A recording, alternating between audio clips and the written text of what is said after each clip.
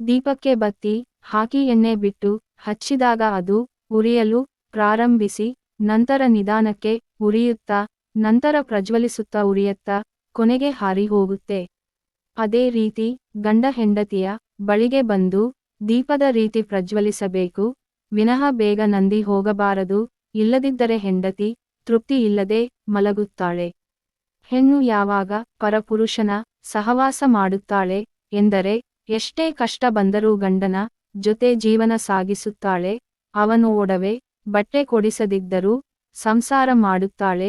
ತುಂಬಾ ದಿನಗಳಿಂದ ವರ್ಷಗಳಾದರೂ ಗಂಡನಿಂದ ಸರಿಯಾಗಿ ಸುಖ ಸಿಗದೆ ಇದ್ದಾಗ ಆಗ ಅವಳ ಆಸೆಯ ಕಟ್ಟೆ ಹೊಡೆದು ಬಯಕೆ ತೀರಿಸಿಕೊಳ್ಳಲು ಒಬ್ಬ ಸಂಗಾತಿಯನ್ನು ಹುಡುಕುತ್ತಾಳೆ.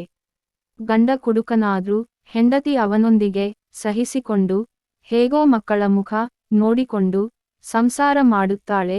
ಗಂಡ ಪ್ರತಿದಿನ ಕುಡಿದು ಮನೆಗೆ ಬಂದು ಹಾಗೆ ಕುಡಿದ ಮತ್ತಿನಲ್ಲಿ ಮಲಗಿದರೆ ಹೆಂಡತಿಗೆ ಆಗೋದಿಲ್ಲ. ಎಷ್ಟು ದಿನ ಅಂತ ಹಾಗೇ ಒಬ್ಬಳೇ ಮಲಗುತ್ತಾಳೆ. ಮಲಗಿದರೂ ಅವಳಲ್ಲಿ ಇರುವ ಬಯಕೆ ಆಸೆಗಳು ಅನುಭವಿಸು ಅನ್ನುತ್ತದೆ. ಹಾಗಾಗಿ ಆ ಬಯಕೆಯನ್ನು ಈಡೇರಿಸಿಕೊಳ್ಳಲು ಮುಂದಾಗುತ್ತಾಳೆ. ತನಗೆ ಪರಿಚಯ ಇರುವ ಜೊತೆ ಪಡೆದುಕೊಳ್ಳುತ್ತಾಳೆ. ಗಂಡ ಹೆಂಡತಿಗೆ ಏನೇ ಕೊಡಿಸದಿದ್ದರೂ ಸಂಸಾರ ಮಾಡುತ್ತಾಳೆ.